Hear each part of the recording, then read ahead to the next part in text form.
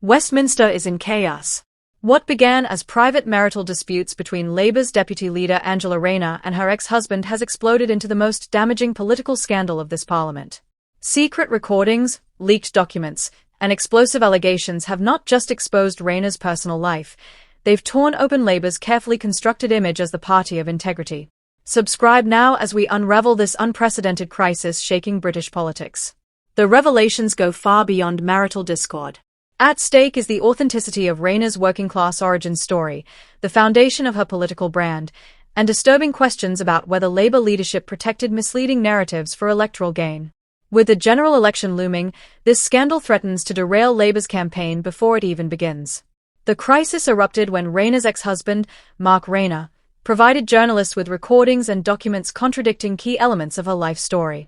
Where Angela claimed to have worked continuously as a care worker from 2000 to 2015, employment records suggest gaps and inconsistencies. Where she presented herself as a struggling single mother, the reality appears more complex. These aren't minor discrepancies, they strike at the heart of why voters connected with her. Midway through this analysis, hit subscribe for real-time updates on this fast-moving scandal. The damage multiplies when we examine Labour's response. Rather than transparency, we've seen evasion. Leader Keir Starmer's silence speaks volumes. His failure to demand an independent inquiry suggests either complicity or weakness. Meanwhile, party officials have reportedly pressured journalists to drop the story, while quietly circulating alternative narratives to sympathetic outlets. This matters because Rayner wasn't just any MP. As deputy leader, she embodied Labour's claim to represent working-class voices. Her biography, council estate upbringing, care worker roots, single motherhood, was weaponized in parliamentary debates as moral authority against Tory privilege. If that biography was embellished, every past speech attacking conservative elitism now rings hollow.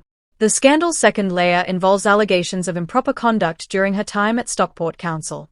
Leaked emails suggest Rayner may have used her position to influence candidate selections, a potential abuse of power that could trigger formal investigations. Normally, such claims would be dismissed as political mudslinging, but the volume of documentation gives them unprecedented weight. Labour's crisis management has been catastrophic. Their initial strategy, attack the messenger as a bitter ex-husband, collapsed when independent verification of documents began. The fallback position, framing this as a sexist smear campaign, failed when female MPs like Jess Phillips demanded transparency. Now, with polling showing Labour's lead shrinking by 5 points in marginal seats, panic is setting in. The numbers tell a grim story. YouGov reports 58% of voters now distrust Rayner's accounts of her background. More devastatingly, 49% believe Starmer knew about discrepancies but ignored them. These figures aren't just about one politician's credibility, they suggest systemic deception that could haunt Labour for years. Visualize this. A graph comparing Labour's polling before and after the scandal would show their trust on integrity metrics collapsing to Tory levels. For a party that campaigned on restoring standards, this is an existential threat.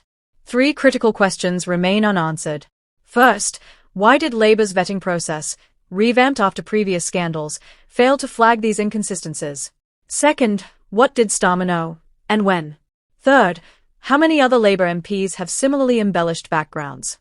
The implications extend beyond one election. If working-class voters feel their lived experiences were co-opted as political props, Labour risks losing its historic connection to its base permanently. Meanwhile, Reform UK seizes this moment to position itself as the authentic voice of disillusioned Northern voters.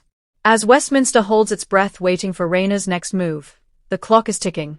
Every day this scandal dominates headlines is a day Labour can't talk about the NHS, the economy, or their vision for Britain. The opposition's job is to hold power to account, but who holds the opposition accountable when they are the ones misleading voters? This isn't just about Angela Rayner anymore. It's about whether British politics has any guardians of truth left.